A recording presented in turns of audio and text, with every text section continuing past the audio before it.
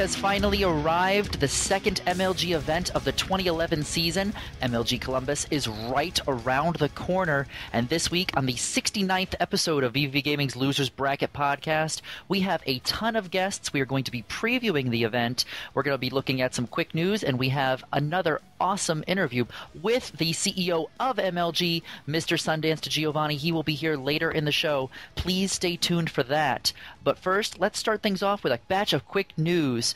This week, MLG Columbus has released full pool previews for all games that will be featured at Columbus. This includes, of course, StarCraft 2, Halo Reach, and Call of Duty Black Ops. They break down Pool A through D in each game. Jerry, what did you think of their analysis? I think it's really important that they're finally doing this. How accurate and good their analysis is, we will see after Columbus. But I think it's really important that MLG does this. It gives a lot of players an opportunity to get highlighted. More importantly, it educates the fans. And you've got to educate the fans if we're going to grow competitive gaming. And I think it's one single source where people can get at least a basic overview of each of these players and the teams. So overall, great job. Glad they're doing it. I completely agree. I look forward next week, after Columbus has wrapped up, to seeing exactly how accurate their predictions were. We'll judge that next week. But in the meantime, on to a little bit of WCG news. The second qualifier for WCG Nationals has actually just concluded. In regards to StarCraft, Kawhi Rice did run away with this bracket. Our very own VV Murder was eliminated, unfortunately, rather early. Yeah, I mean, I think the way the StarCraft players, at least in VV Gaming, looked at it, they felt that Murder got cheesed. Anybody who knows me knows I hate that word. I hate the idea that there's such a thing as quote-unquote cheap gameplay. You play to win. Murder obviously didn't do well, and he needs to reflect on that if he's going to play at the top level. For someone who's about to go all in, Murder definitely is going to need to step up his game if he's going to play with the big boys. Speaking of big boys, or at least things that are going to be rather big in the gaming world, one last bit of quick news. The official trailer that will be shown at E3 for Gears of War 3 did just hit the internet, and I know our community is abuzz with anticipation for this title. What are your thoughts? I mean, I think they did something really good. I mean, the one thing about Epic that you always know is they're going to have good trailers. Here, we're specifically looking at the relationship between Marcus Phoenix and his father. What the future may hold, so to speak, is the kind of idea here. It sounds to me like they really have a good focus on the story and the characters. Overall, multiplayer through the beta already looked good. All in all, it sounds to me like, this is just the icing on the cake. I was really happy with it. I think most everybody else is excited to have this game come out. Most definitely. And hey, it was a pretty cool surprise to hear some Black Sabbath in the trailer. So, War Pigs, what an interesting soundtrack for Gears of War. But in the subject of war and gunfights and things like that, let's transition over to some MLG Columbus preview. We're going to start things off with Call of Duty Black Ops. We've got our very own Vivian and Jadek, part of Fly Society, here with us on the show this week. We're going to talk a little bit of Columbus Black Ops. What's going on, man? How's the team doing, and how are you feeling walking into this event this weekend? Team's been doing really well. We've had a lot of scrims. We've been scrimming a lot of the top teams, such as Obey and Resistance. We have a few games that we lose and a few games that we win, but the ones we lose, we look and see what we did wrong and what they did right, and we obviously work on it. We fix it, we let each other know, we watch each other's gameplay. The games we win, we watch what we did right so we can perfect it and never mess up on those strategies that we use at the event itself. Going into Columbus, I feel really good. I see us definitely getting at least top 8. I don't see us getting anything less than that. We are shooting for number 1. That's what's on everyone's mind, but we do want to take it one step at a time. George, let's talk about the team a little bit, each of the players. Who's doing well? Who do you think is going to be hot when it comes to Columbus? Who should we look out for? Definitely be looking out for Apathy. Apathy, his gun skill is just unbelievable. He obviously is the manslayer on the team. He's always dropping 20 bombs. He drops a lot of 30 bombs as well, which is basically 30 kills or more. But he's always doing big things. Knowing that Apathy is the strongest player right now, which one or two players do you think should have the potential to step up their game a little bit more before Columbus, and what should they do to prepare for that? Regulate and WAF are the two that, and to me, are going to have the most to offer. Right now they've had their moments where there's been a little lack of communication. They both run flags when they have to, but they both are always in the base at the same time. And you get the occasional where both of them go for it, and then they both die. Lack of communication between the two of them when they're going for flags right now is the biggest problem, but we'll definitely fix that. We've been working on it. It's been getting a lot better. From the teams you scrimmed this weekend, which ones would you say stood out as, wow, they really are ready for Columbus? I would have to say Obey. They have a lot of strong players. And actually, Waff used to be on Obey. So, we're gonna be talking to Waff a lot, getting a lot of information from him, a lot of the strategies that they used to use. So if we end up facing them, we'll be ready. Good to know that you have that strategy there in place. Now, MLG, of course, did do their pool previews for MLG Columbus, and some of the teams that did place well in Dallas, of course, are predicted to drop out of the top 16. From what you have seen actually playing out there, scrimming, who do you think is going to possibly fall out of their top-seeded positions, and who do you expect to do really well? I see Optic getting another top 3 finish, Leverage getting another top 3 finish. They both have extremely good rosters. Both teams are very smart. They work their strategies, and they know how to take on all these teams. A lot of sleeper teams that I think that are going to make top 8, possibly even top 4, Legend Status. Legend Status is an extremely good team, and Too Quick was on Resistance, who placed second, and I feel he was the brains behind the team. And with the 3 people that he's teaming with, they have a lot to offer, and they're going to be extremely underestimated. No one's going to think of them being a threat. Obey placed 5th at Dallas, if I remember correctly. I see them making another top 8 finish. Obey has an extremely good team. There's a few things I can see them working on, but they look solid, and I think they'll get top 8. George, before we let you go, I know the team is busy preparing. One final question.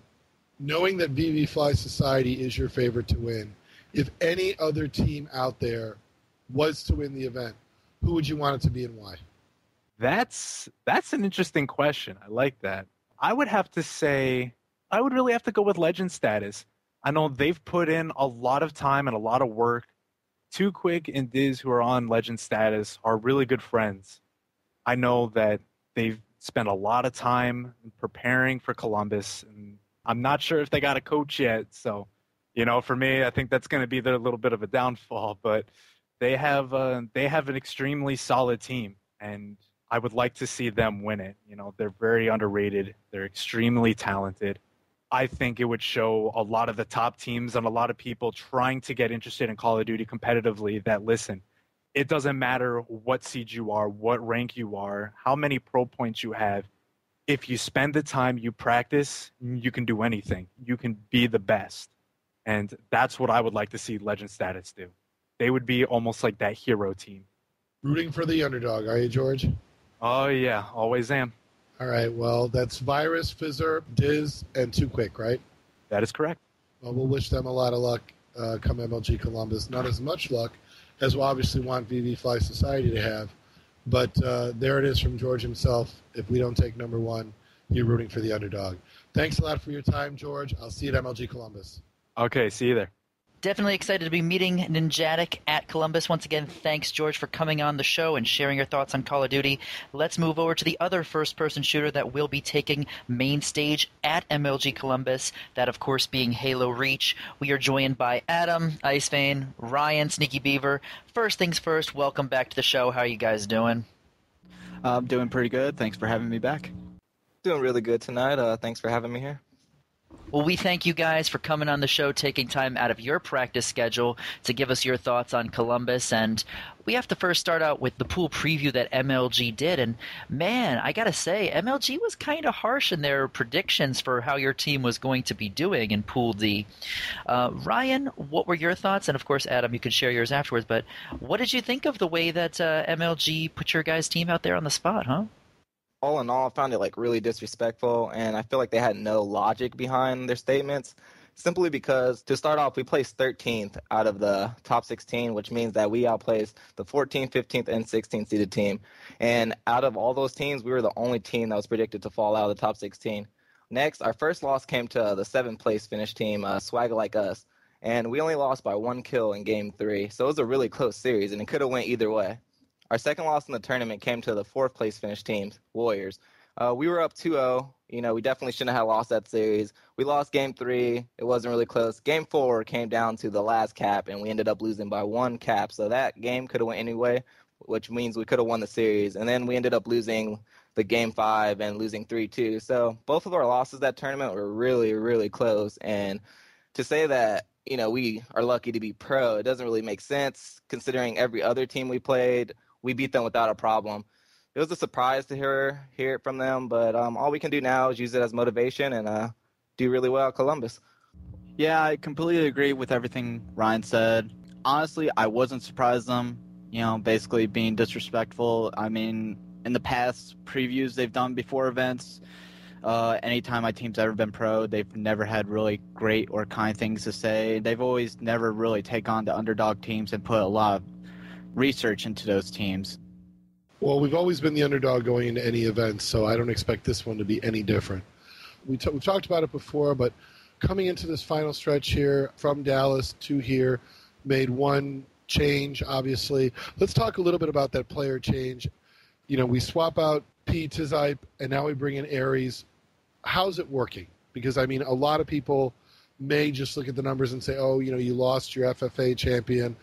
And one could argue that, being an FFA champion has nothing to do with how well you play on a team. But how do you guys feel you're going into this final stretch?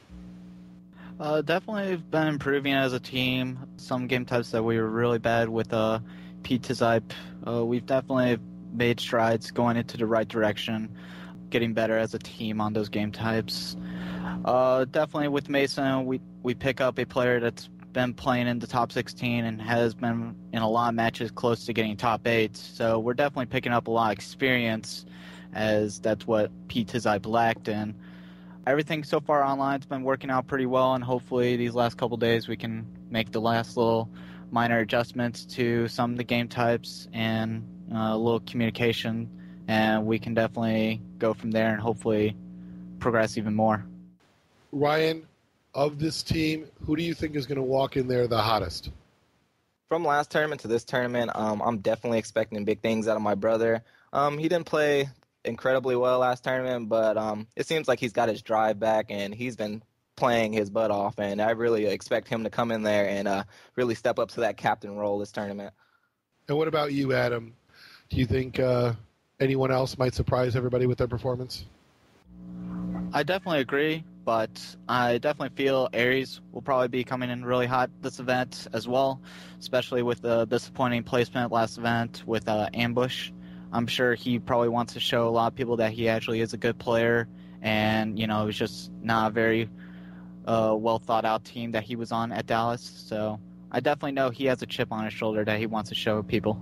Well, let's hope this gives him a chance to knock that chip off and do well. Final question, just like we asked George from Call of Duty, Ryan, one team, if not your own team, to win the event, who would you want it to be and why? The one team that I would want to win if it wasn't us would be Give Me My Money, our now Fnatic MSI, simply because they have one of my ex-teammates, and he's a really good friend of mine, and I'm good friends with everyone on that team, and they put in a lot of time into this game, and just to see teams that put in a lot of work that are underdogs like us come out and do good would really inspire other teams. All right, Adam, what about you? My pick would be Straight Rippin'. In their pool video, they were getting bashed on by MLG as well as being said a team that was just being put together just to be put together because they're all free agents. And I definitely think after this last LAN at this LAN network this past weekend, they definitely showed people that they can hang with the very top dog teams. And definitely I would like to see them actually do pretty well and win the event if it wasn't us. Awesome, guys. Well, once again, thank you for taking time out in your preparations for MLG Columbus to be on the show. I will be there cheering you both on, the whole team. I wish you guys the best of luck. Good luck in preparing, and we will see you at MLG Columbus. Again, thank you guys for having us on the show and your continued support in our team and ourselves as players. Thanks for having me tonight. I can't wait to see everyone again at Columbus. It's going to be a great event. Thanks again, Sneaky Beaver, Ice Vein. Really look forward to seeing you on Friday. And you know the entire VV crew is going to be right behind you, cheering you on, right when your pool starts out in your match against Warriors. So we're very excited to be there to support our Active Rush squad. Let's take a step back from first-person shooters and move over to the final of the 3 MLG titles for Columbus. Of course, we are talking about the real-time strategy game, StarCraft 2. We have one of our fan favorites here on the show this week, VVV Titan. Tristan, welcome back to the losers bracket. Can I hear that baby giggle just one more time? No.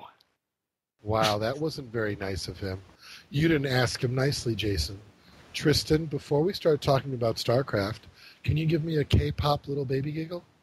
Of course. Thank you. See, Jason? Now, let's talk about StarCraft 2. All sorts of problems. But first things first, you just gave all sorts of problems to Mr. QXZ in a match that you had recently. How you feeling walking into Columbus? And tell us a little bit about that match. Well, honestly, I'm not feeling too strong at the moment, but the match was good. As Noxie put it, I completely wrecked him and made him look stupid. It was he did like a little 2-racks pressure, but I caught some Marines on my way, so knocked those out. And then he tried to transition into an Expo with Cloaked Banshee, but I did a Baneling Bust because that's the counter to it, and pretty much just demolished him. It was pretty funny because his team was hosting the tournament, and it was the first match of the day, and he's expecting to win. So, yeah. I loved watching the replay of this match because it starts out with him telling a knock-knock joke that's all of basically him bragging about going to Korea, and then you kind of rained on his parade a little bit. It was really beautiful to watch, and congratulations on that win. We're hoping to see you replicate some of this weekend. Well, I'm going to tell you, for one, you definitely have the ability to go a lot farther than I think you give yourself credit for. So hopefully in Columbus, you're going to surprise yourself. But let's talk a little bit about this last week for our kind of A team. Let everybody know who from BVV's A squad will be seeing in Columbus, and give everybody a quick kind of overview of what their strengths are, what we can look for, and whether you think they'll be top 16, top 32, where you think they're going to fit in. Let's see. Let's go over what they got. One is we have VV Angry. He's our little resident Terran, and he is a Zerg Slayer. Oh my gosh, we were practicing today, and his strength is definitely TVZ. He's got some great builds right now. I really expect to see a lot from him. He's kind of in off the radar right now, and no one really knows much about him, but he's got so much talent. I definitely expect him to easily go top 50-ish. I mean, there's a lot of good players there. I don't want to really say we're all going to be top 16 and stuff, but there's so many good players. Anything can happen. It matters who shows up. The next person is VV Murder. His TVP is world class, and it is absolutely phenomenal. His TVT is very good too, but his TVZ is what's lacking. We're really working on it. I mean, if he just really goes down to and just studies a little bit more, I think he'll pass the hurdles he's seeing, because he doesn't see the other side right now. He's like a wall in front of him, but he is definitely very skilled, and he will go very far if he plays up to his potential. Myself, I am very good at ZVT. I pretty much don't lose a match in ZVT right now. It's kind of imbalanced in my opinion, but my ZVP is not as strong. My ZVZ is much stronger than it used to be. So I think I need probably about really 2 more weeks before I feel like I can really compete with everybody. But I know I can do it. It's just a matter of practice. All right. Do we expect anybody else to make it? I know Time can't make Columbus because he's going to be moving to Chicago. Will Alij be making it at all, or did he not going? I'm not sure about that. There seems to be a mix-up because he went to buy a pass or something, and he had credits from the previous MLG that he didn't attend, and then somehow he's not registered, although he paid with half of the credit and half cash or something. I don't know what's going on there. Well, we'll find out, and hopefully that gets resolved, and we'll see him playing in MLG Columbus.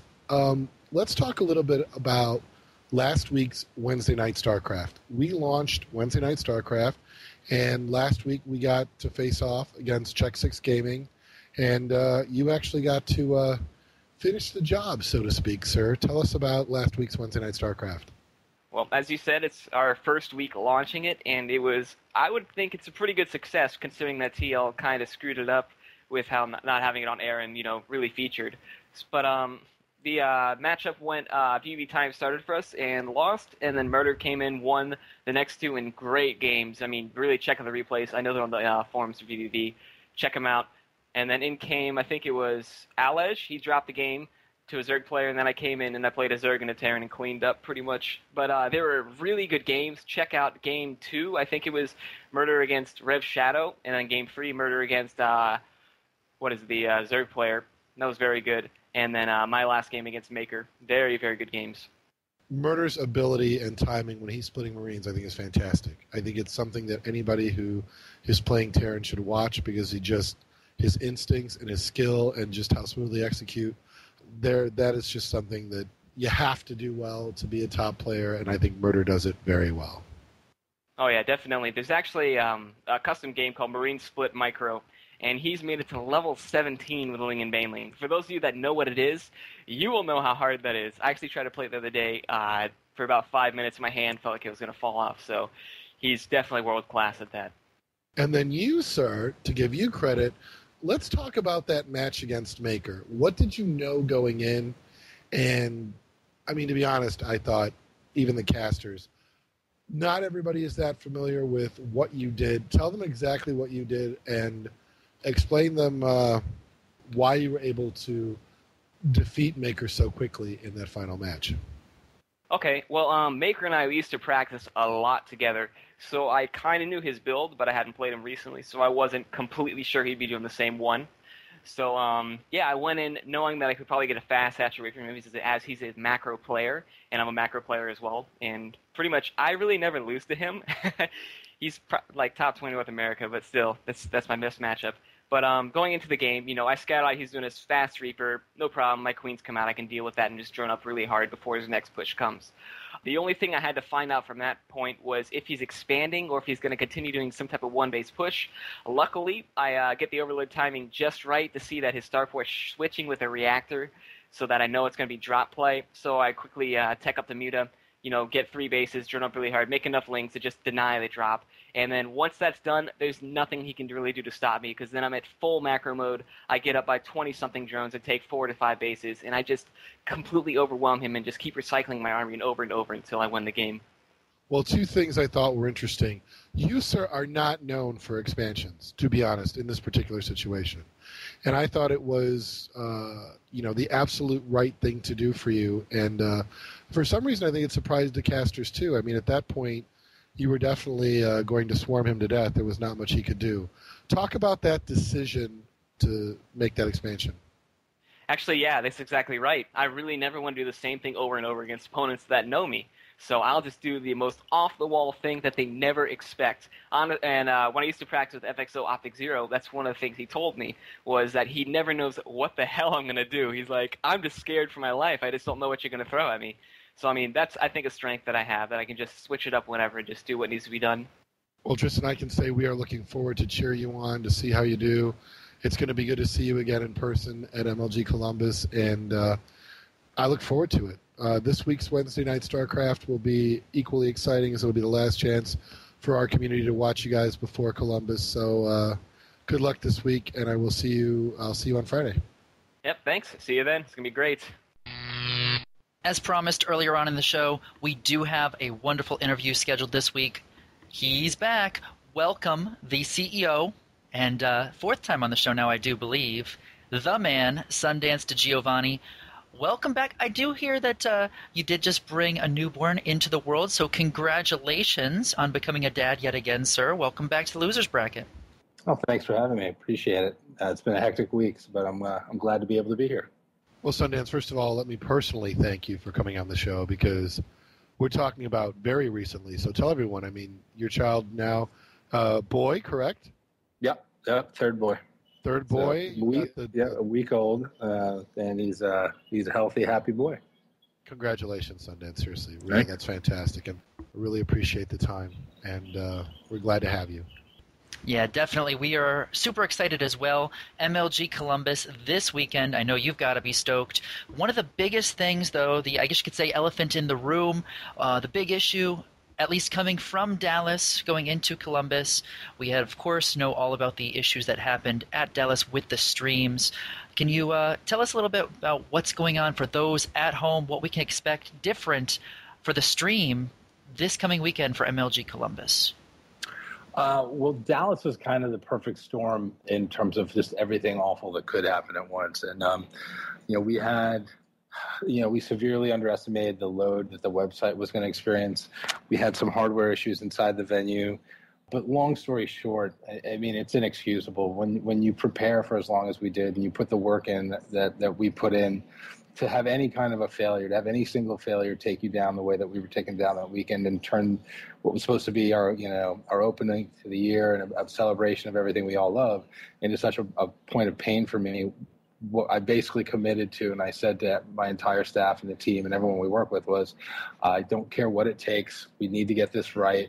We're going to go out and we're going to figure this out, and Columbus is going to turn the ship around. So we went out and we identified a bunch of different partners who provide streaming services for major sporting events and for live events around the globe. Eventually, we got into a little bit of a bidding process there and had some RFPs out and finally went with StreamWorks, a company based out of London that I had actually spoken to for the very first time at E3 last year. Slasher, of all people, introduced me originally to them. But it just turned out to be the right fit. They have a gaming background. They just streamed the royal wedding, which sounds crazy, but I don't know, something like a tenth of the internet's traffic that day was around that event. So they can handle scale. And the big difference is that we've got multiple points of redundancy, and we have systems in place to avoid failure. And we've learned from our previous experiences. And the big thing here is we've got people who know what they're doing in charge of the moving parts. That we're using 2 satellite trucks. We've got redundancies left, right, and center. We have redundancies for the internet in the room, the wireless internet should we need it for the folks who are playing on BattleNet. So I've invested a lot of money, a lot of hours in figuring this out, and it's going to be worth it because as we've seen from just the response as we started to turn everything around, a lot of the anger and disappointment turned into support. And I think I'm hopeful that everyone will turn out to check out the free HQ stream on Friday and pick up a pass and sign up for multiple passes for the rest of the year so we can continue to do this because I'm doing everything I can to hold up our end of the bargain.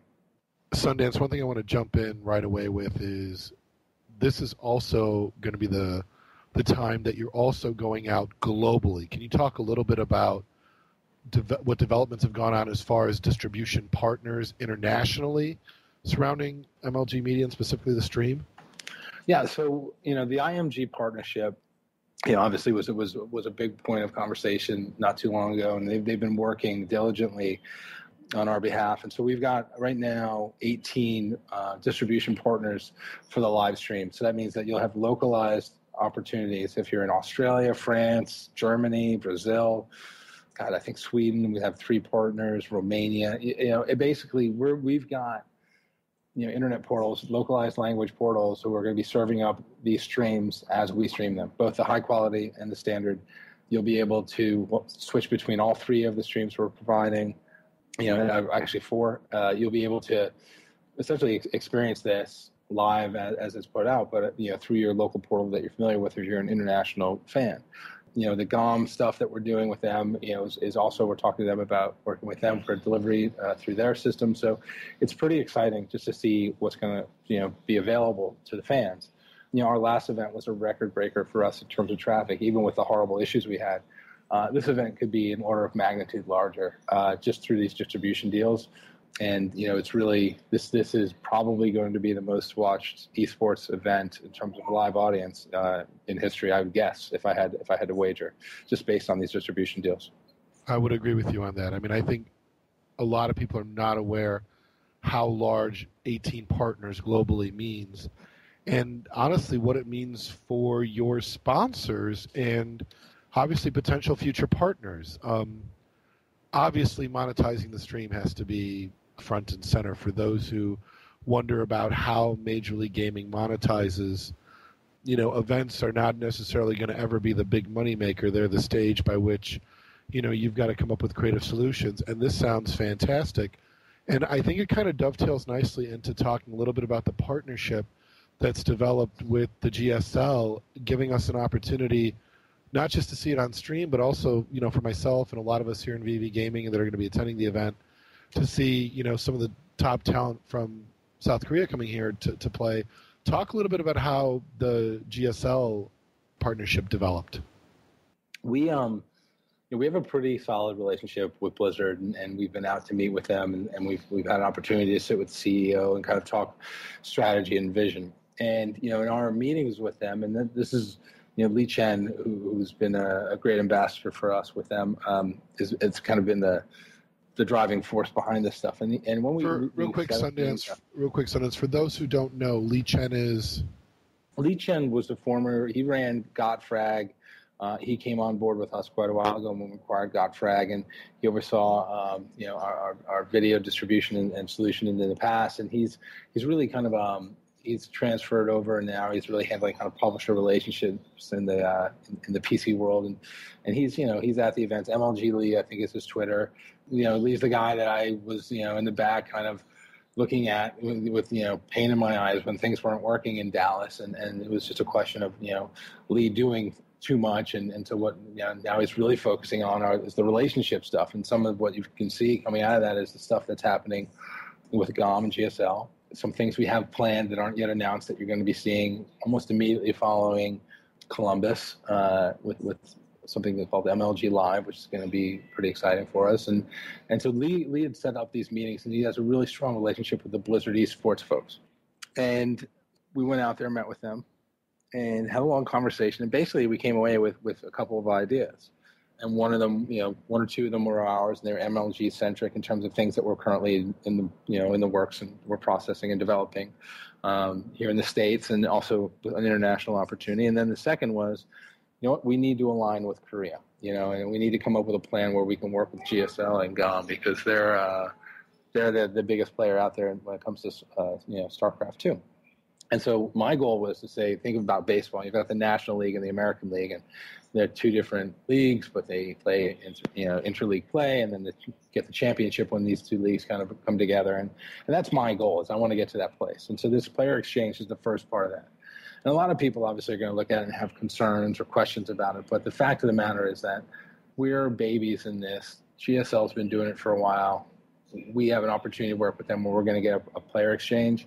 And the fans and the community and even the competitors, I think this is going to be the beginning of something amazing. And I can't wait to see where we are following our trip to Korea when we go over and we meet with them and talk about the plans that we have, because I think that this is just the beginning. I've heard some concerns, I'm sure you have too, but for the future of what our competitive gaming scene in North America can be in a global context, meaning that we have an opportunity to bring our talent and our venue and Major League Gaming and the competition to the world, it seems almost like a no-brainer. And I guess the question to follow into that from that would be, what are some of the challenges, and what are some of the concerns? What are some of the tensions between Major League Gaming and GSL? What are some of the points that definitely have to be ironed out? Because I think a lot of people may see it, you have this partnership, but obviously it takes a lot to make this work, and the vision that you have right now, even to get to that point, takes a lot of things. What are some of those challenging issues that people may not be aware of? Well, I think the number one challenge for me is that the folks who are in the scene, the folks who know about what we do, no matter what game they're a fan of, and it's unfortunate, but the reality is that everybody wants it to be further along than it is. And, for the folks who are in the scene, and I'm no different, believe me, by now, 8 years into it, I thought we would be a lot further along in a lot of ways. But at the same time, if you look at the progress we've made, it's astonishing. I mean, it's fantastic.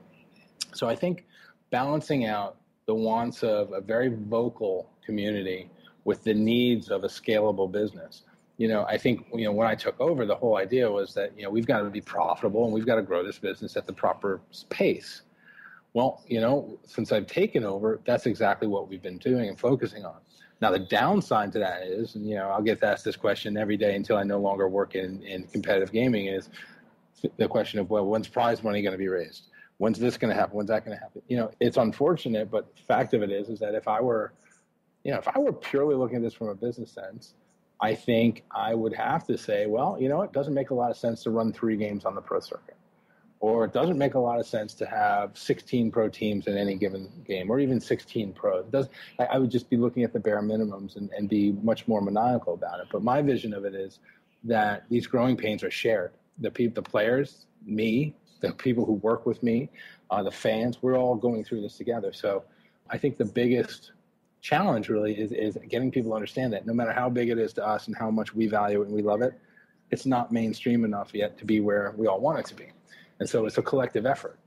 And by collective effort, I mean the players are just as responsible for helping grow this as I am, or as you, or as anybody who's got a community. You look at the folks who, for example, who are saying, well, a lot of players say, how do I get sponsored?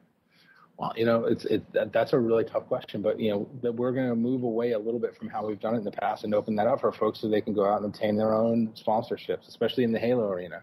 Because for years, there have been certain restrictions that have been placed on them, but the fact is, a lot of people are going to go and they're going to think, okay, great, now I get to go get a sponsorship. But it's harder to get them than you'd think and have them be really meaningful. So I feel that in this business especially, there's a huge disconnect between people seeing what they believe is kind of wealth not being shared. The reality is that I'm still investing. I mean, I've just invested a tremendous amount of money to make sure that our stream works for the rest of the year, the next 2 years, and forever beyond that. I'm still investing in it, in developing content around the players and all the streams that we do.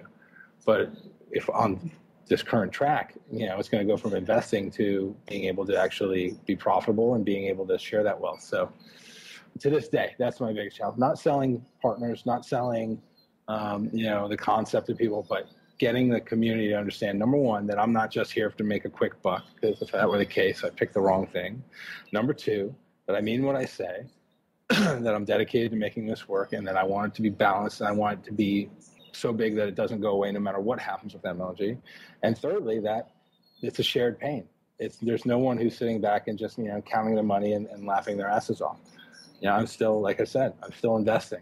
I'm investing my personal money. I'm investing the company's money. I'm investing everything I have because I still believe in the vision. I think a lot of people that see competitive gaming, and I think especially because Major League Gaming does things well. I mean, to the average person out there, it's a business, it's profitable, it makes money. So I kind of am sympathetic to those who may, to be honest, may know nothing about how institutional money gets invested, what your obligations are, where Major League Gaming is as far as a business and the sort of cycle or stages of a business. So, I'm sure that to a lot of people, Major League Gaming has big dollars, but there's this entire entrepreneurial part where you're challenged to find a way to make this profitable. And that's the part I think a lot of people that are, especially just don't have the experience, don't see that you're still working on that piece. And while you're working on figuring out what's going to be a long-term sustained profitable model, you have your vision, you're going to unfold that vision.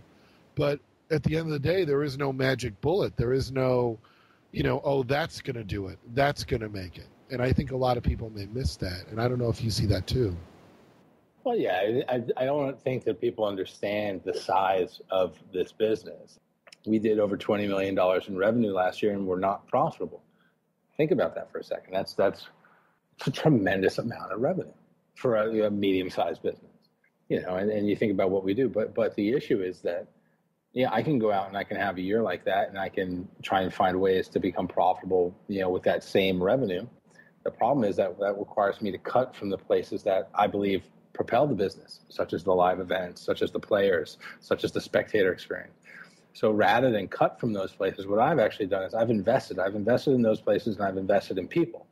And the reason that I'm investing in those two areas is because if you have a knowledge base, if you have people who have an area of expertise, it's going to help you grow your business, whether that's directly through revenue generation or audience acquisition or through the product, the end product that you're offering. Those are investments that are going to pay off over time. I've done this, had this conversation with folks all over the place, even with new parents. There are parents who are new to the league, right? And they ask me, why can't you put $100,000 more money into prize money for fill-in-the-blank game? And then I kind of, and this happened to Dallas before the book, and I sat down and I got a piece of paper out and I said, okay, I have 3 games I'm running. I've got 16 teams that get paid out next. I did this whole thing where I said, divide that by 6. Here's how much money that is per person. I'm like, wow, that money goes fast. It's like, yeah, we give away $1 million in prize money. Big money goes. You're more patient than me because that armchair quarterback, you're going to come out of the blue and is sort of the master of the obvious. Sundance, why can't you do that? The cynic in me would be like, Oh, I hadn't thought about that. What a brilliant idea. Aren't you the first, Yeah, but again, the easy answer is to say, okay, I'll pay half as many people. Money goes it's a lot deeper, right? But I don't want to do that. I'll cut stipends. I don't want to do that. I want to find ways to increase these things. And to increase these things is the challenge that I'm faced with. The good news is that it's working. It's taking time. But again, I've been CEO for a year. Company's been around for 8. In the last year, I've gotten my plan rolling. And it takes time. It's slower than I want it to be. But people, hopefully by the end of this year, will see enough of the results of the things that will be put in place and the team that I've assembled and the talent that I've held over to understand kind of where we're going. And the IMG is part of it. That the GSL thing is part of it. Continued relationship with Blizzard is part of it. The relationship we have with Activision now is part of it. Like, these are all things that are being cultivated with a long-term goal in mind. And we're talking with folks in the marketplace about potential acquisitions, mergers, looking at properties, or looking at folks that we want to be a part of our business, being very selective, because there's no silver bullet. If we're going to do, more than 20 million this year, I need to do 50 million in revenue next year. The way I'm going to do that is by growing the business, right? But not by saying, okay, the way to do that is to have 12 events and triple prize. You can't spend exorbitantly to try and get there. You've got to spend in the basis and invest in that and allow that to scale over time. So it's good to get those questions from parents, because what it proves to me is that they're actually involved in their kids' interests, and that they're here and they've been listening about the minutia even at that point. So I'll have that conversation with a parent. I won't have that conversation with a player anymore, though. I just can't. See, now you're where I'm at, because I do at times get very cynical, mostly because the challenge. I mean, it's the knowledge of what needs to happen, something very basic, sort of like, I'm trying to think of a basic business 101, but like sort of innovation curve, right? At what point do you reach a moment where the early adopters start to kick in at just the right rate, and bam, now you go mainstream. You're near that point, but you're not over the hump yet. And if nobody's got like a good business background, they don't know what that means. Like, why? Yes, player X, you are passionate and you are doing great things, but I really don't need the people in the community to know you. We now have a greater challenge to get sort of people outside of this competitive gaming esports world to start to buy into it. And what needs to happen for that, right? Yeah, let's put it this way. If you play competitive Smash, Halo, Gears, Call of Duty, StarCraft, you know about MLG. If you play it competitively, if you've gone online and Googled get better at a video game, odds are you know about us. We've got that audience. The point of it is that there's an extended audience. If we've got 5 to 8 million people who are coming through our web properties, there are 80 million people playing, or there were 80 million people playing on PlayStation Network, and millions of subscribers to Xbox Live. You add it up, we're a small piece of the bigger pie. So what we need to do is look at things like how we extend that out without diluting who we are or what we are. And that's awareness. That's an awareness campaign. And that's something that you're going to see a lot more of this year, both internationally through these distribution partners around our core, but also in some diversification. And it's just, it takes time. I mean, the big thing is it takes time. 8 years ago when we first started this thing, I thought by now I'd be sitting on a beach, opening the Sunday paper and looking at MLG scores in USA Today. But we're not there yet. Well, do I think we will be? Of course. Otherwise, I wouldn't be here today talking to you. I'd be somewhere else, focusing on something else. I mean, it's that simple. The reason that I'll still talk to parents about it, and the reason is because I see at the events even the spectator age drifts in two directions. It drifts to very solidly in the 20s, and then early teens. And I know that these guys they're the next round of players. And I remember meeting Enable for the first time in Dallas a couple of years ago, and meeting these guys and just taking the time and just trying to interact with them. So I'll talk to the parents, but again, the players, they've got certain boundaries I've put in place, and I've just had to, because it gets old. And the fact is look, I hate to say it, but I'm at a point now where if you actually at this point, after 8 years of me doing this, don't think that I'm the right guy to be trying to do this, God bless. Go with God and go find somewhere else to go compete if you want, because I'm done proving myself to people. I'm just trying to let my actions speak. No. I mean, I don't think you have to. Even to what I joke call the old guard who say you can't put all your eggs in one basket. Well, I'll put my eggs in the basket, and even if it goes sour and MLG should go south and all things fail, that's okay. I'll put my eggs in those baskets because I think we need that kind of unity right now.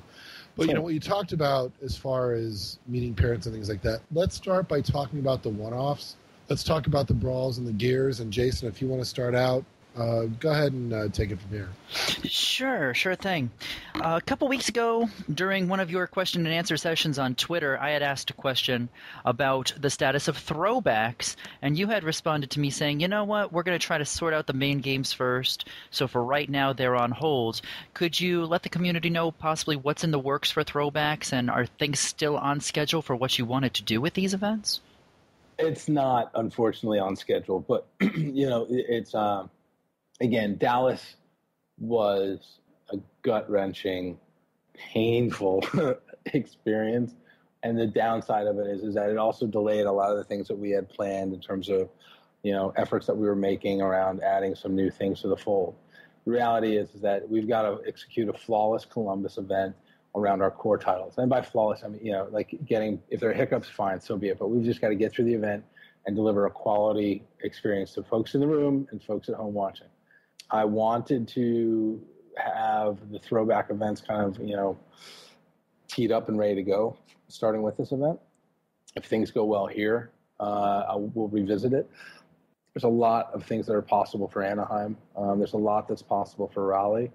There's a certain game developer that's located in North Carolina who might be interested in doing something around that event.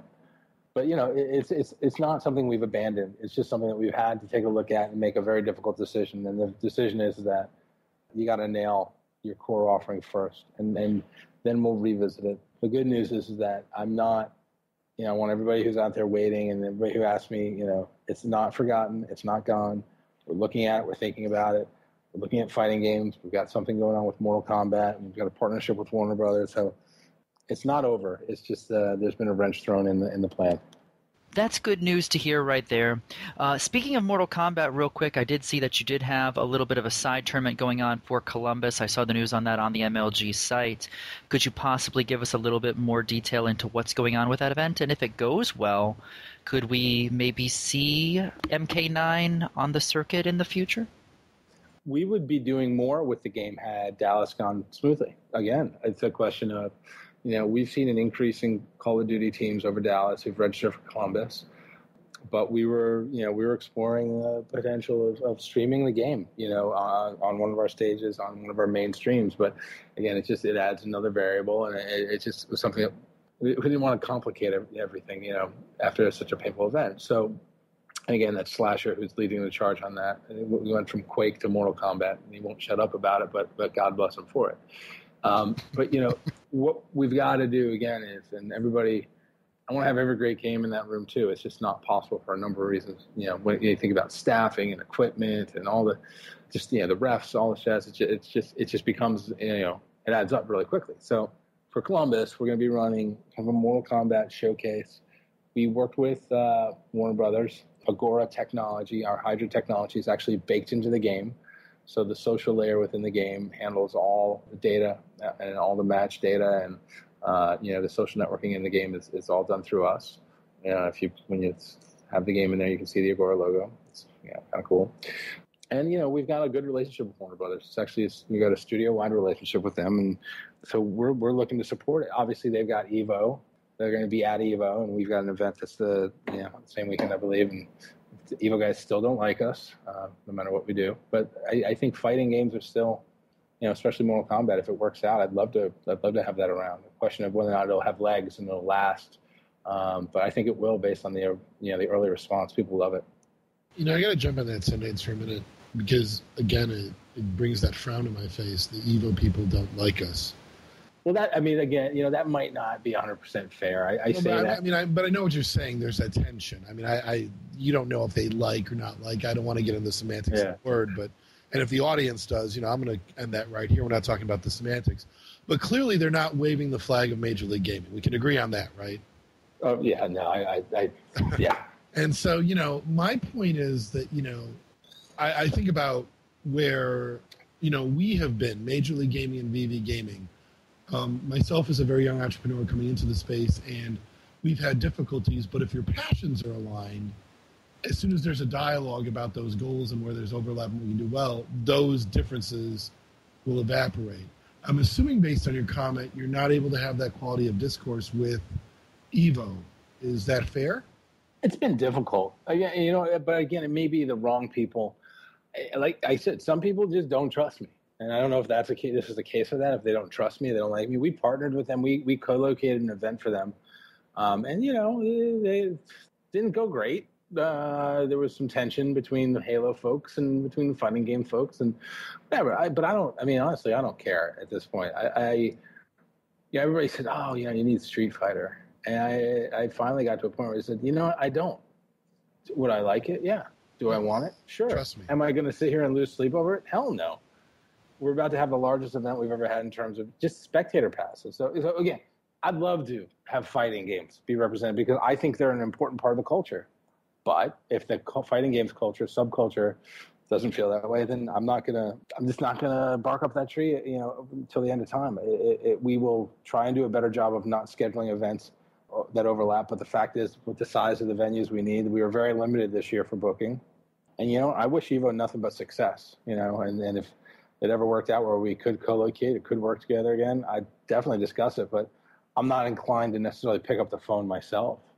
We'll see. But that doesn't mean that we won't have a dialogue. But I'm not. Like I said, I think I got plenty going on. I'll invest in StarCraft. I'll invest in maybe Gears 3 next year. I'll invest in something that I know. While we're on the subject of fighting games, a game that has been featured previously on the circuit that, we had a little bit of trouble with last year, but the community is still very active and it's out there. Of course, I'm talking about Smash Brothers Brawl. Heard some workings about a possible throwback event for Brawl at some point this year. And I wanted to get your opinion, what you thought of the new Unity Ruleset that they had just brought out, where the community actually took a look at what had happened with the tournament fixings that had happened, the prize splitting that had happened over the last year in Brawl, and actually the community is looking to do something about this, where they've said, hey, if players are found to be doing this, we're going to list infractions where if these players are going to tournaments, they are going to be put on the sidelines. They will not be able to compete. What are your thoughts? Is this a move in the right direction? And does this help Smash Brothers in the eyes of MLG? I got to tell you, when I first heard about it and I saw Alpha Zealot make a post about it and there's no more passionate guy than him, which is tough, but for him, I'm sure to have to not have his game around. But I thought that it was respectable. Not before I even read up on it and kind of got to the bottom of it. The fact that the community, because deep-seated behavior and just kind of social norms are not something that change overnight, right? And you learn this. The older you get, the more you bump into it. Amen. But these guys to say, you know what, we have to change from within. I'll tell you, I respect it. I really do. I mean, look, is it perfect? Is it, is it reliable? There are tons of questions, but the fact is that an effort was made and that you've seen such a big adoption. I mean, the adoption of the rule set, the adoption of that, from these local events is giving them a real, it's connecting them again in a big way to see that. Yes, it's not every event, but it's a significant number of the events. And don't think I don't watch. I do. I am watching and I am paying attention. So, yeah, it helped. Without a doubt. And you know what? Nintendo apparently has got some new hardware coming out. One of their launch or right around launch titles every single time is, right? So, who knows what's going to happen there. But I'd say for right now, my goal is if not the first, then the second throwback event, if and when we do get them rolling as planned, would be around that title. I think that's awesome for the Brawl community. VV Gaming has not stopped supporting the Brawl community because the impression they've left on us, and I think you're absolutely right. It is great to finally see them police themselves. I think that the sort of argument is neither you nor VVV nor myself or anyone wants to play parent or scold. What you want to do is see the players and the people who are passionate about the community step forward and do the right thing. And I agree with you. Alpha Zealot was right on key, bringing it up. He made sure he tweeted it to everybody that could make decisions. When I read it, I said, this is the right thing. to the Brawl community that listens to this show, that's the step, that's the direction you need to go in. And obviously Sundance just said it. So if you want to see Brawl at least as a throwback event, whether or not before you thought it was okay to prize share, that's not going to be acceptable, period. But there are ways you can police yourself. Yeah, no, exactly. I think it's responsibility. But, there's very few things that just can't stomach at all. And what was happening there and just the acceptance of it, I think, because it makes winning mean less. The guy who finished in 16th, it doesn't mean the same thing for him either. And if they don't see that everything is interconnected, then that was the real issue. But so the fact that they've said, we need to make a change. We don't know if it's coming back, but if we don't do this, there's no chance. I think is very. It demonstrates that they have matured as a community, and I think that's very. I think it's admirable, and I think I'd love for other communities to, have a little bit of that self-policing going on, which is kind of crazy. Let's talk about other communities. Let's talk a little bit about the other community that might have a throwback event. Let's talk about Gears of War. Beta came out. I think it was successful. I think a lot of players, and I'll be honest, even myself, I thought it was a great beta. But then there's Epic. And I am less confident than a lot of people about Epic's ability to keep it competitive versus make it really cool for the casual audience. What can you tell us about where Gears of War, based on the beta and based about whatever dialogue you've had with Epic, where are we at, and is there anything fans of Gears of War can do that will help whatever criteria you will need to maybe make that decision in 2012 to put on the circuit? Well, I mean, Epic is, the great news is that there are guys who are working at that studio who are in positions of decision-making and have a little bit of power and a little bit of say in what happens, who have attended MLG events as fans, who've bought MLG shirts, and who've, watched our live stream. There's guys who are working on the polishing of the game and the functionality that's within the game, who we've been having a dialogue with since before the beta. And we had a list of 3 things that we told them were the most important things for us. And Sundance, if you could at this moment, articulate exactly what those 3 things were and where we are right now with those 3 things that are critically important. Well, I can't actually, just because there's a long list, and again, I don't want to take credit for these things being in the game or be blamed if they are in the game, but little things like the ability, things around timings and weapon respawns and just little things that you need in order to be able to run the game competitively, right? Things that we ran into in both Gears 1 and Gears 2. Things like the shotgun damage. You can probably guess if you play the game competitively, if you know the game really well, if you were to go and say, what are the top 3 complaints, right? Or for different game modes. But again, and I'm not taking credit for any of this. I'm just saying that the audience that we have, the events that we throw, being in Raleigh last year where the Epic guys can come see what we do, which was all part of the plan, has allowed them to say, we want to be there. We want to be up there on the main stage. It's the same way we got Call of Duty. Right? We want to be there. We want to be on the main stage. They made changes to the game for us. Treyarch support us. So I have to say that while I'm hesitantly optimistic, but I'm optimistic because, Cliffy gets it, and Cliffy is in the, he gets paid by how many units sell. Metascore, Metacritic, when you go on Metacritic, that game doesn't get a 95 there, or if it gets an 85, for example, they've got a real problem. There's no risk of that. The game's guaranteed a good the game could suck and it'll get good reviews. We all know that because that's the way franchises work. The next one they won't get a pass, but for this one they would. Yeah, especially franchises strong in Gears of War. Absolutely. Yeah, exactly. I agree.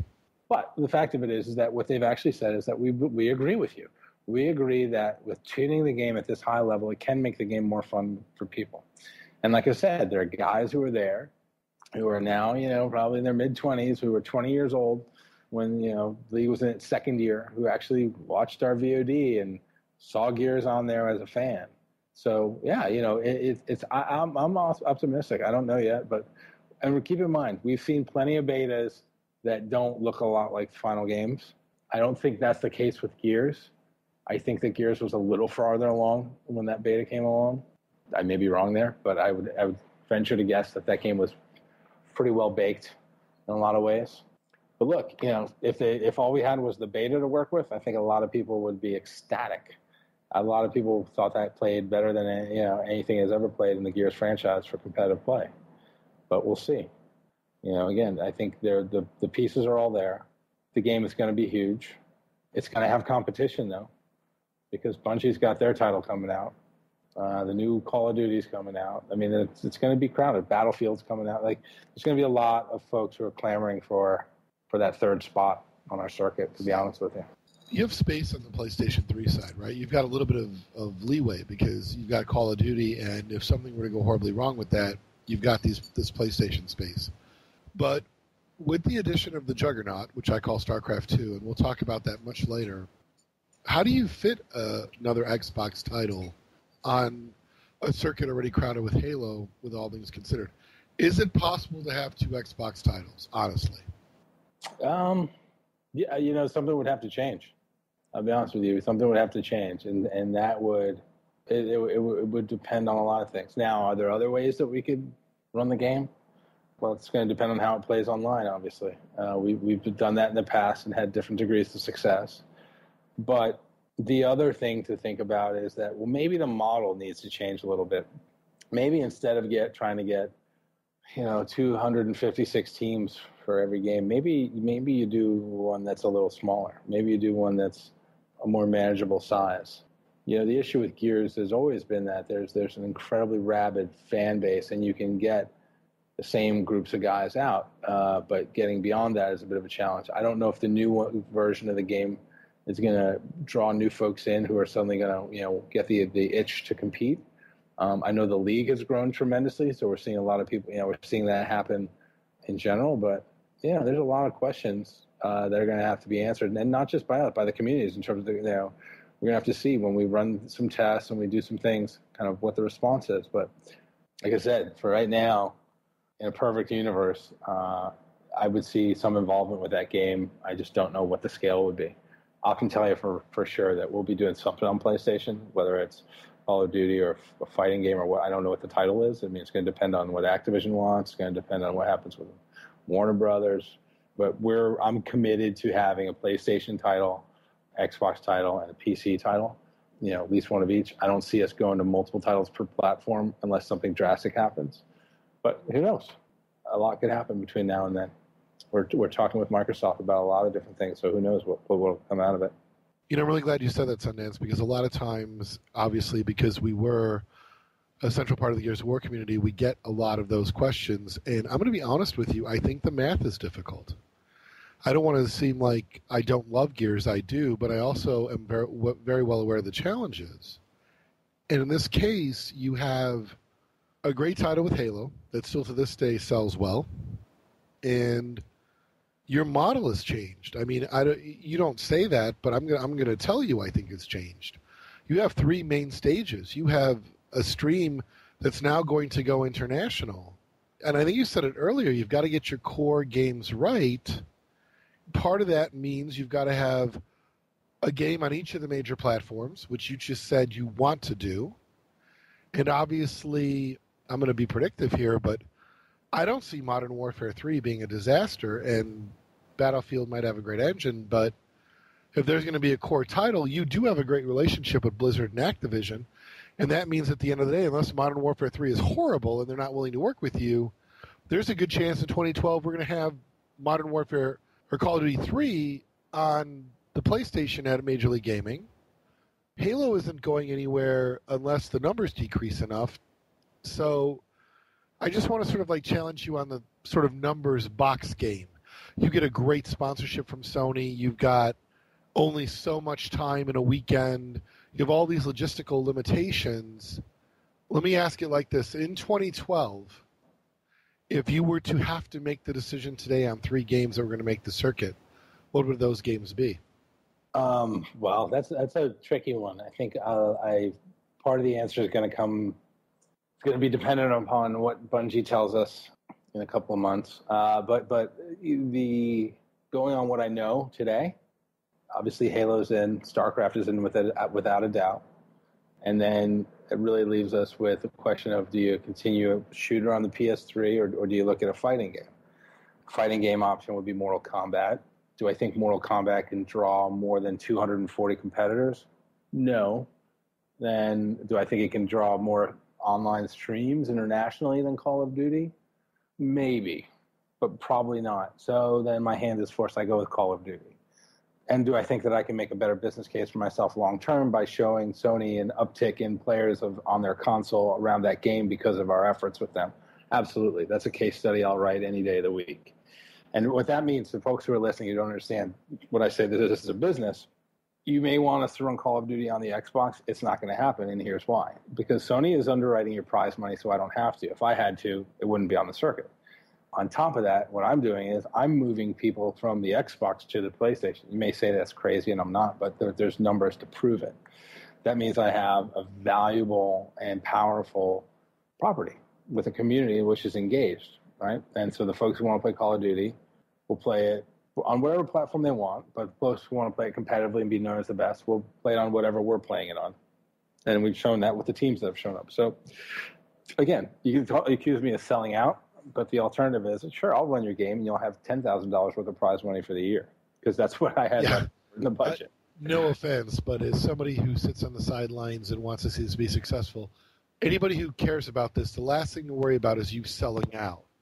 What we need you to do is be successful so that, we can maybe one day sit on a beach somewhere and open the newspaper and get our Major League Gaming results. That's what it's about. Hopefully, to the audience out there that may feel like he's selling out, look, I'm really okay watching StarCraft and Halo and Call of Duty, even though I would love to see Gears of War there or a lot of other games. But at the end of the day, I got to be honest, I really do like Halo, and I really have fallen in love with StarCraft, so I'm okay with that. And I think a lot of competitive gamers probably realize that there is a business decision to be made. And with that being said, let's go to what is, to me, the big 300-pound gorilla in the room. Let's talk about StarCraft for a minute, because I think a lot of people feel that, why is StarCraft so important? And I get that sometimes. To me, it's fairly obvious, but from the CEO of Major League Gaming, sir, why is StarCraft so important? It's the biggest growth potential in the history of competitive gaming. It's limitless right now in terms of the appeal, because what people don't understand is that our team-based games are fantastic, and I love them. But it's team games. There's a barrier to entry. Well, right away, you need a team. On top of all the equipment you need, on top of the software, on top of the hardware, you need a team. So from the very core, like when you look at how people who play any of our competitive games respond to StarCraft, it's very interesting, because it's one of two responses, and there's very little in between. It's either, I don't get it yet, but it's interesting, or holy shit, right? I get this. And then the people who don't get it yet, they don't invest the time to get it, and so it's this thing where I understand there's three races, but and it's it's an economy-based game and it's real-time strategy, right? But then there are the people who get invested in it and really spend their time trying to figure it out, and those people become super fans quicker than I've ever seen. And again, I've had it, people refer to it to me as these guys have the dexterity of concert pianists, and they have the decision-making ability of incredible ability to process information, almost like fighter pilots. It's really, when you watch the game, it is entertaining. So people who are hardcore fans, and also the folks who are more casual to competitive gaming. Our other games are A, a little bit more violent, B, team-based and a little harder to follow without commentary. But again, C, they've shown through the audience that they develop, that they create, that there's a certain limitation, and I don't think we've reached the full scale of what the audience for those games will be. But StarCraft has shown us that we can draw new people in rapidly. Our Dallas event, even with all the issues, the StarCraft stream was the most popular by a factor of almost 2 to 1. And that's saying, it was a big favorite. Halo was number 2, obviously. And it was just a big drop off to Call of Duty. And you know what? I think will Call of Duty do better in Columbus? I think so, but I don't think it'll come close to what StarCraft will do. And that's just because the game itself is just much more. It's followed more internationally. You know, obviously it's got an international audience. And again, if not because it's a single player head-to-head game, because even the team stuff does well. You know, sometimes I get comments from our core community who has been always console that the fact now there are more blue, which is our color for StarCraft 2, people in the shout box than anybody else. And mostly it's because to me it's almost transformative. It's that moment in North American competitive gaming where we can come onto the international scene.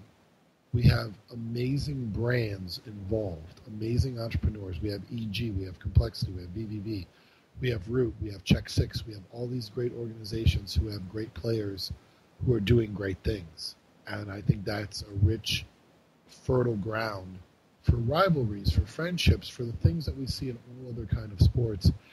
And you're right, it's cost effective. I mean, for Major League Gaming's perspective, you have one player, but from a sponsor's perspective, my ability to recruit talent paying for one person versus having to pay for 4 people allows me as an entrepreneur to come into the space and demonstrate excellence and build my brand and do great things.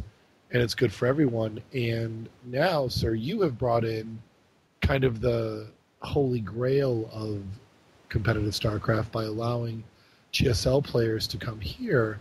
And, you know, I guess the question that I have to ask, because I get it a lot to me, and I'm going to kind of defer it to you, you know, Sundance, is StarCraft really that important? Is that really the end-all, be-all? I don't think it's the end-all, be-all, but it would be foolish not to invest in it.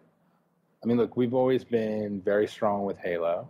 It's been no doubt, no question that we've been accused of, and sometimes rightly so, being a Halo league.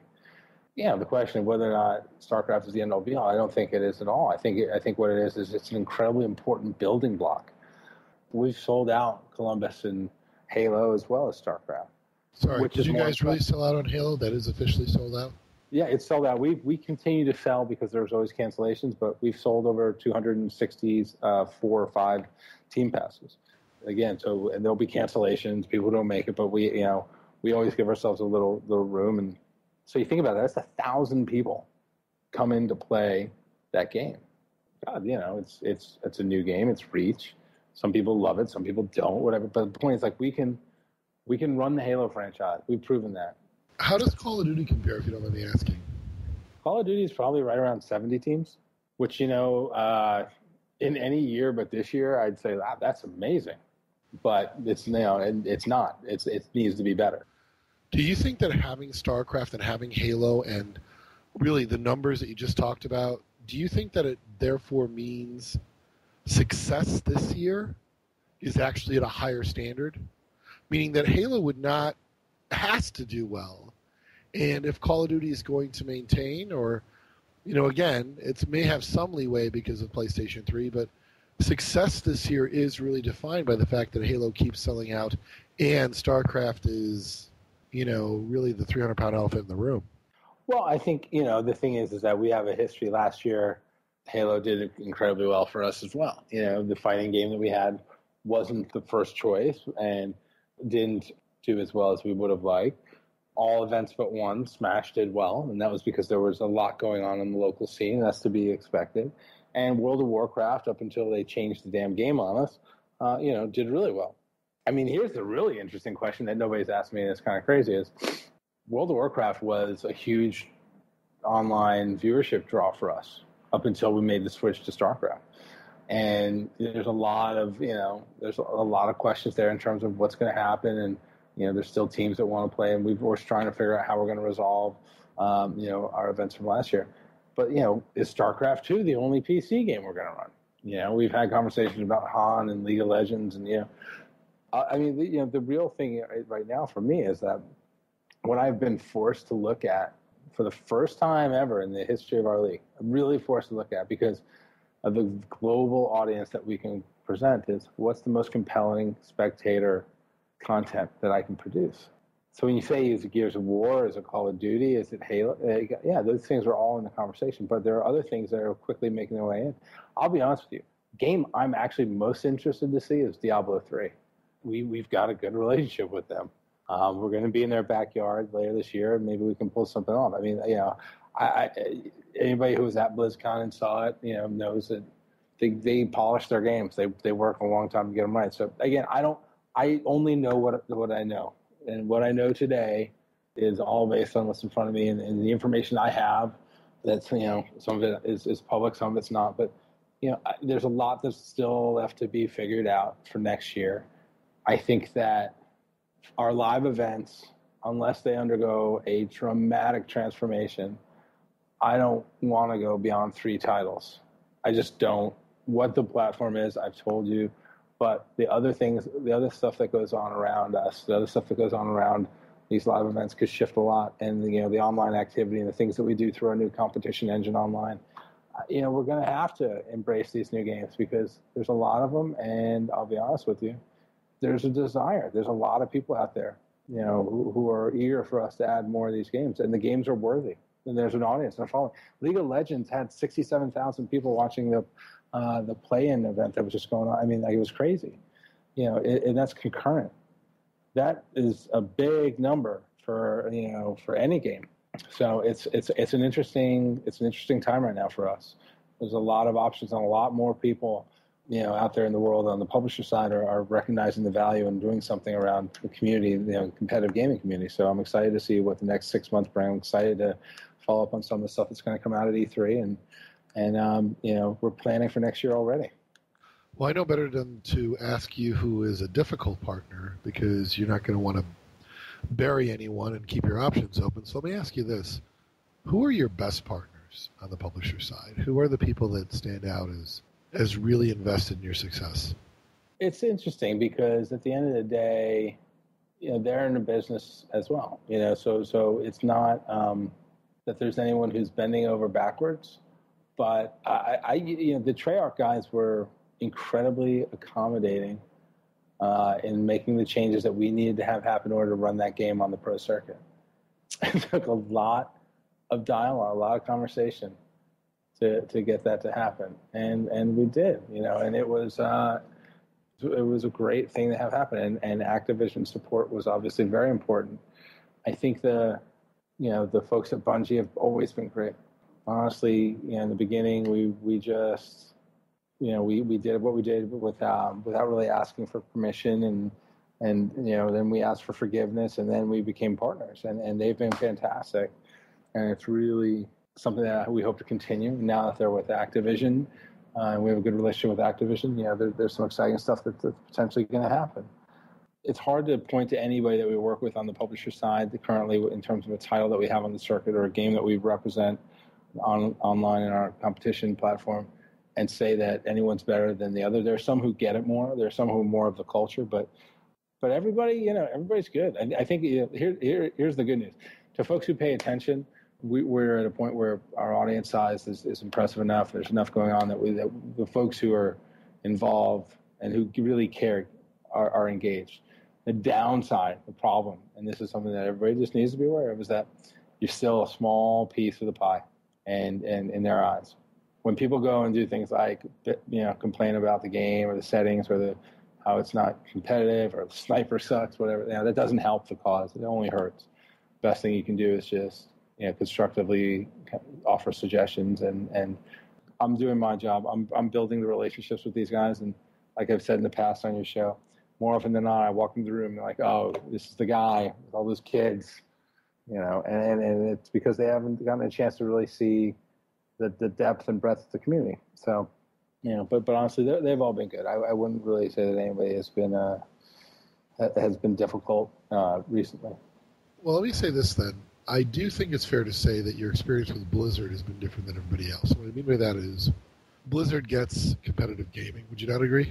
Oh, yeah, absolutely. They've actually got people who are dedicated staff members who have things like esports in their title. They get it. They definitely get it. I mean, they've done more for competitive gaming than anybody else on the publisher side, without a doubt.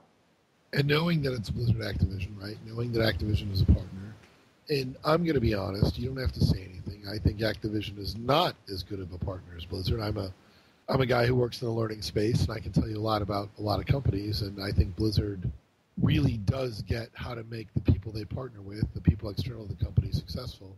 Activision, I am less confident so that they have the same mentality. And again, you work with both, so I'm not going to ask you to comment. But knowing the space you're in right now, and we talked a little bit about, what's going to happen in the future. I want to come back to one thing that a lot of players and gamers out there, their intentions are good. They want to contribute. They want to help. And we've talked about social media being one aspect, and I want to give you an opportunity to tell people, regardless of the community that they're involved in, what can they do to help Major League Gaming? What are the things that Blizzard and potential partners and people look at? What can they do as gamers to help promote this that they're passionate about? It's a great question. I think what I would challenge people is that, don't worry about MLG and what you can do for us, other than just be respectful of what we're trying to do. And what that means is that just understand that you're not the center of their universe. You're part of the picture, and more so all the time. And what that means is that 5 years ago when I would go and I'd say, but if you get the competitive gamer, you get the influencer, and these are the guys everyone goes to, and they'd say, I don't care. There's not enough of them. It's a small percentage. We've got millions of people playing our game every day. Don't care. Don't care about the competitive gamer. Don't care about the hardcore gamer. We need to broaden out. We need moms. We need 30 seconds of fun. We need all these different things.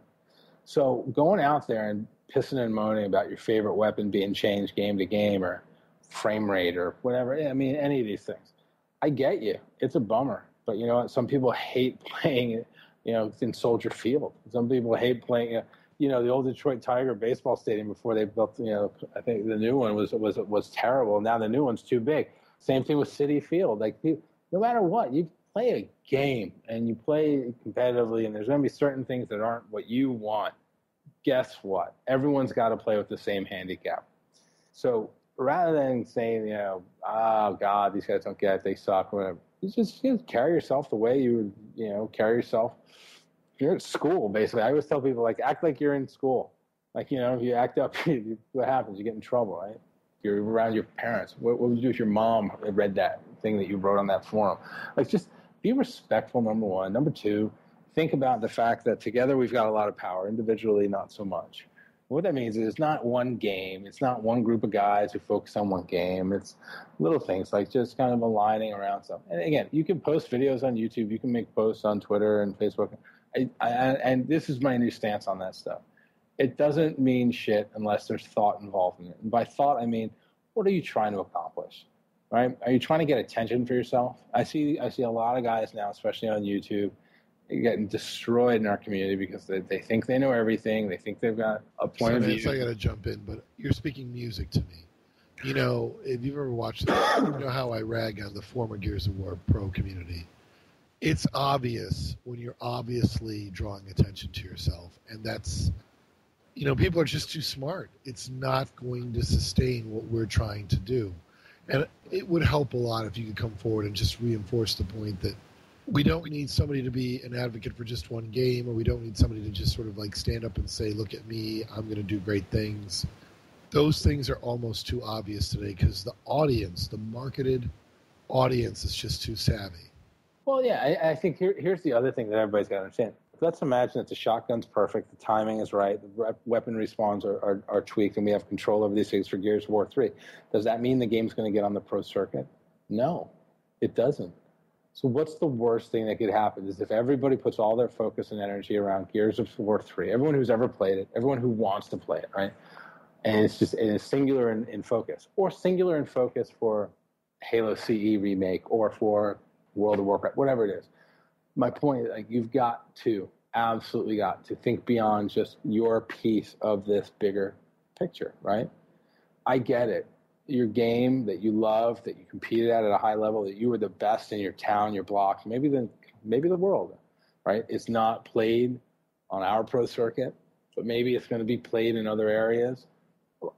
I can't do anything about that. Like I said, there's a limited amount of resources available. So at the end of the day, what you've got to understand is making too much noise of the wrong kind is not going to help. And what you need to do is you need to be a constructive part of the dialogue. So, for example, Epic and Gears of War 3. We spoke with Epic, had a long dialogue with them, had a lot of back and forth with them. And you know what they said? They said, we're going to take you up on that. We do want to talk to folks in the community. We do want to reach out to people. We do want to get feedback. But here's the problem with that, right? Is that, and this is almost unanimous when I've gotten this back from almost everyone I've talked to on the publisher side. Because sometimes we act as an interface. Where we'll say, all right, we'll take your game, we'll test it with players, we'll get the feedback together, we'll put it into a nice digestible document that's well written, it's spell check and grammar check, and it has your business cases in mind, and we'll hand it back to you. And they say, that's fantastic. And then they say, and we're also going to do some community testing. And here's what they get back from the community. Oh my God, what did you do to the fill in the blank? It's not the same as it was in fill in the blank. Like, that's not helpful. It doesn't help what they're trying to do. Like, everybody says, like, oh, you know, my playing the Gears of War beta helped them because I was able to post in the forums and tell them what I liked or I didn't like. You know what the number one thing they got from the Gears of War beta was? Data. Not from what you typed, but from how you played, where you died, how often you died, how long you stayed alive, how many times you got a kill, how many times you captured an area, how many times, all these things were the most important. What weapon you used, how often that weapon resulted in a down versus a kill, right? That's what makes, you know, that's what I think a lot of what you bring up is so great. You know, Bungie, the reason Halo is so successful is it's an entirely a data-driven development process. Their beta testing is extensive in ethnographic labs that Bungie and Microsoft invested in to make sure that every part of the game, they knew how many times you died at what place with what weapon and in what situation. And Epic is doing the exact same thing. And honestly, your forum posts don't matter. What matters is the data they get from the beta, from the actual things happening in the game. Right. Because here's what's going to happen, though. And then again, your forum posts will be picked up by a community manager. Community manager will go into a room and say, community wants this. And one of two things will happen. Either it will line up with the data that they've gotten from the masses, or it won't. If it doesn't, then it becomes a battle, and the community manager is the low man on the totem pole in most places. Just saying. No disrespect to the community managers out there who may be listening, but you know you are. Absolutely. Why? Because you don't build anything, you just talk about it. Believe me, I'm the same guy. I talk about what other guys build. You're being modest. You're not the same guy, and I'm going to say it. You're a community manager. You got picked up because you spent a lot of time on the internet, and what you're supposed to do is help market a product, end a conversation. Sir, you're being modest. You're the CEO of Major League Gaming. We're not going to let you get away with that. Different role, but community managers, bottom rung on the ladder. Continue, sir. Okay. So anyway, so the point of it is that you're going to get people who are very, very engaged because they want to make it. Everybody wants to make a difference, right? Everybody wants to think that their point of view has a valid weight to it and can impact change in a positive manner. Guess what? Most of you are wrong. Most of you are wrong, and here's why. Because you don't understand the business case. For example, if you did, you wouldn't come to me and say, you know what you should really do? You should really add back Halo CE or Halo 2. And I still get that to this day. Really? Yeah, well, I get a lot of other things too. But the point is, like, it's not that easy. If this were easy, other people would be doing it. And don't forget, News Corp and William Morris have gone out of business trying to do it. But now let's talk about the video game business, right? Here's the video game business, which is a hit-driven business where they turn a lot of games into toothpaste, which by that I mean they release as many versions as they can with slight variations. There's a whitening, there's a late night, there's a mint, there's a citrus, right? And they've got to just churn it out. Problem is that what ends up happening is your complaints about how certain thing doesn't behave the way it should will not go anywhere unless it can be proven to create a negative experience for the mass audience. Sometimes your complaints are on point because you play the game at a higher level and you pick up on things that a lot of people don't. But rather than say, you can't play the game competitively because the sniper no longer works or downs are too easy, what you should say is, new players to this game are going to get frustrated because it's really too easy to be down by a sniper now. You've got to nerf it a little. Nobody, whenever they play against anybody who's halfway decent, they're going to be on their ass the whole time. And that's what is going to line up with the data points they get if you're right. Now, if you're wrong, then, you're just wrong. And that's why it's analysis. I mean, not a knowledge base. And Jerry, you know that it's about having a knowledge base, and it's about actually understanding what the decision-making factors are, what weighs into making a decision. And I think that's the problem is, a lot of times I get attacked. I think somebody said to me a couple of weeks ago, Lord Jareth, why do you hate the Gears of War community? That's the community that built you. And it's not... I don't hate anybody. I've been accused of, you're all about StarCraft now. You're jumping on the StarCraft bandwagon. That's not the case at all. I mean, StarCraft, if I may, don't want to wax poetic now, but I'm going to throw this out there. I mean, StarCraft to me has always been a great game. And, a lot of people tell me StarCraft is chess on crack. And, I just want to make it clear that StarCraft is not chess. It's actually Go on crack. And we can have that conversation at a different point. But when it comes to Gears, and a lot of things you're just touching on right now, Sundance, are so critical, I attacked the former Gears of War Pro, that whole movement, because nobody at Epic gives a shit if you're a former Gears of War Pro. Nobody cares about if you believe you have more knowledge than the other gamers. I think what you said, Sundance, is actually the truth. Come in as a casual fan of the game and think about the broad user experience, because, look, it's not going to be MLG pros that allow Epic Games to continue to profit the way they do. It's about the engine. It's about what sales they can make. I mean, there's a reason that Epic is as successful as it is, and it has nothing to do with competition. I mean, there's no, and you can correct me when I'm done with this, but there's no, competitive gaming has had no impact on Epic's success.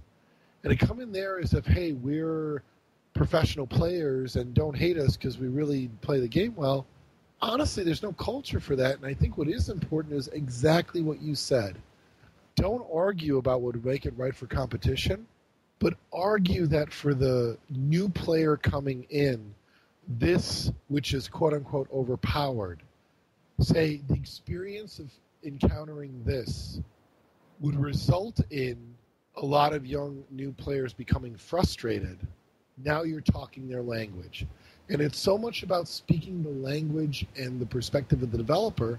No offense, and no offense to you, Sundance, if you're offended. Nobody gives a shit if you're a former Gears of War pro. I'm just being honest. Look, it's pretty much it is just what it is.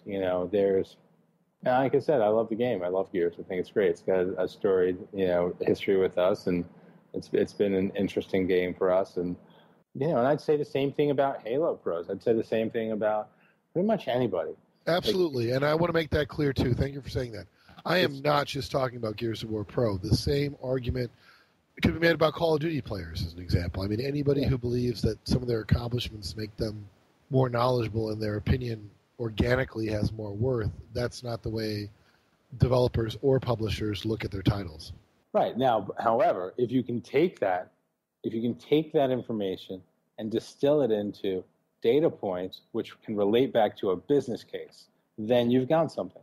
And again, for folks who don't know what a business case is, let's say you want to open a store, right? You've got some money, you're going to rent a shop in town, on Main Street, and you're trying to figure out what kind of a store you're going to open, right?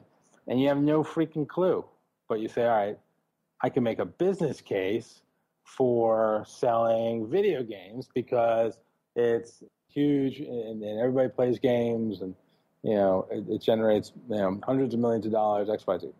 Or you could say, no, I'm going to sell seashell art because I really like seashell art. Guess what? There's no fucking business case for selling seashell art anywhere but on the beach to tourists.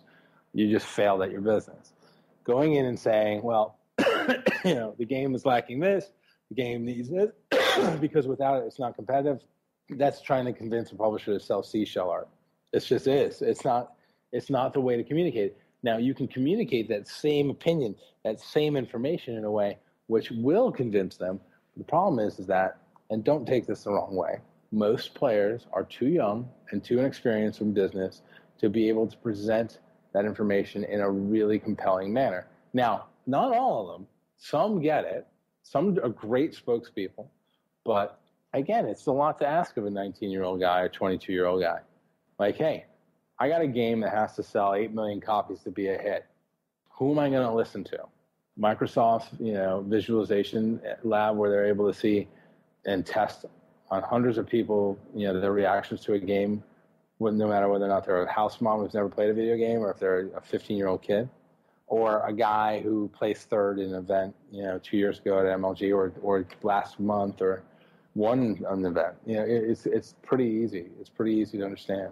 So, the final piece of advice, or statement that I'd have for anybody who wants to see, their game or that they compete in or their, their passion, their competitive gaming passion point succeed is remember that it's not about the individual. It's not about you. It's not about me. It's not about MLG. What it's about understanding that we're the minority in this still. And not to say that we're not important, because I've proven it and I can prove it again, and we'll prove it again that, by paying attention to this stuff, the games are more enjoyable to a broader audience. But it's not what you say, it's how you say it. It's not that, you've got to put yourself in someone else's shoes again and think about who you're communicating with. Look, if you're having a conversation with the president of a studio, great. That guy can do things. If you're having a conversation with a community manager, if you're having a conversation with a mid-level design director, not as much. And those guys need to pick their balance. That's the other thing they understand. Is they can't go in there and constantly be the squeaky wheel. If you're the squeaky wheel, people stop paying attention, right? It just happens. So try and be empowering. Try and point things out in a way that's effective. Or, and this is honestly the thing that we do, is get all the data together, consolidate it, put it in the hands of somebody who knows how to communicate, who's well-spoken, who can write, who can read, who can present thoughts in a clean, intelligible manner, and let them be the point person. Because 1,000 people chirping is not as effective as one person representing those 1,000 people with a cohesive, well-thought-out argument. And then stick with it, keep track of it, update it, and not necessarily even on forums or anything, but just do it. Just be there, be involved. Because the other thing that does shine out to these folks is consistency. Just being loud and squirrely, for a short period of time, and then disappearing, you fade into the mist. And then you have a chance of getting what you want, which is you want people to respect the activity, you want people to understand how much, how much passion there is around the game that you're talking about and about the activity in general. And we've all got a chance of this being taken more seriously. But one thing that doesn't help is, the infighting and the pettiness. So that's the thing that just can't happen. And I still see it, unfortunately. Sundance, we really thank you for stopping by right on this week. MLG Columbus, I know that you're really busy. We appreciate the time you took out of your schedule. And of course, the fact that you were so open and honest with us yet again. I think I can speak for the entire competitive gaming community by saying we really appreciate all that you do for us. Thank you so much. Any shout-outs before you go? I just, thanks to all the fans and thanks to all the players. And, most importantly, I thank all the parents who put up with this. And I would encourage everybody to always be a good spokesperson and a role model for what we're trying to do. And, always act as if there are 2 or 3 people looking at you and your mom's in the room whenever you're talking to people about this, so we can continue to grow. And thanks to you guys for having me on again. Wow, that was fantastic. Jason, I can never do this without you, but I think that's the most honest and straightforward that Sundance has ever been. What do you feel? That was absolutely incredible to be a part of.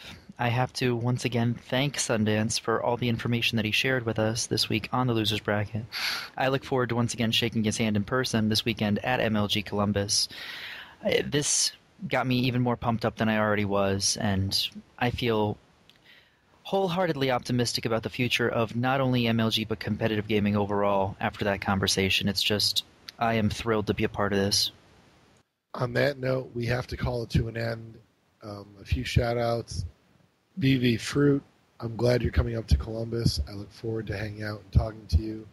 There are going to be so many members of VV Gaming in Columbus that I look forward to meeting so many applicants and VV members. Once again, like you said, Jason, a big thank you to Sundance DiGiovanni for being on the show. He is, in many ways, the person who can give us the best advice. For all our speculation, for all our comments, for all what gamers think are right, there is one person who is in the trenches every day and does what he does, and that's Sundance. And Jason, I got to thank you again for the work you put in to making sure that this show comes out in a timely fashion. I know you're getting ready to go to Columbus, yet you're going to make time to edit this show. Thank you so much, Jason. I really appreciate it. Oh, it's my pleasure. I absolutely love being a part of this show. And once again, community, I thank you so much for all the feedback that you give us. Remember, we are going to be starting that feedback of the week section. With how long the show's gone tonight, we are going to start that next week on our post-Columbus review show. So please throw all your feedback at us. We want to know what you think of our production. If you have ideas for the future for us, segments, any sort of feedback you got, you can email it to us, tweet it to us, post it on our forums. We listen to all feedback that we do receive, so please, anything you have, let us know. On that note, it is about time for us to wrap up this special 69th episode of the Losers Bracket podcast. Big thanks to all of our sponsors, SteelSeries, GamerGrub, Control Freak, MusicSkins.com, GamerLogos.net, Custom Ink, and you know what? Another huge shout-out to MLG, Sundance DiGiovanni. All the information he shared with us, we can't thank him enough. Thanks to the band that supplies our intro and outro music. That would be the band Power Glove. Check them out. Huge thanks to the entire competitive gaming community. As I said before, your feedback is critical to us. We appreciate everything you share with us. Be sure to stop by our podcast homepage. The website is vvgaming.podbean.com. You can also subscribe to us over on iTunes. Just check out VVV Gaming in the search bar. We'll pop right up. If you want to email us, the address is thelosersbracket@vvv-gaming.com. Also, you can follow us on Twitter. There we are simply known as Losers Bracket. We really look forward to seeing all of you this weekend at MLG Columbus. Trust us. You will see us walking around. There will be a herd of VVV shirts. Just come up, say hi. Jerry, myself, and the rest of the community will be there. We don't bite, we promise. We look forward to seeing you, and have a wonderful week. Enjoy MLG Columbus.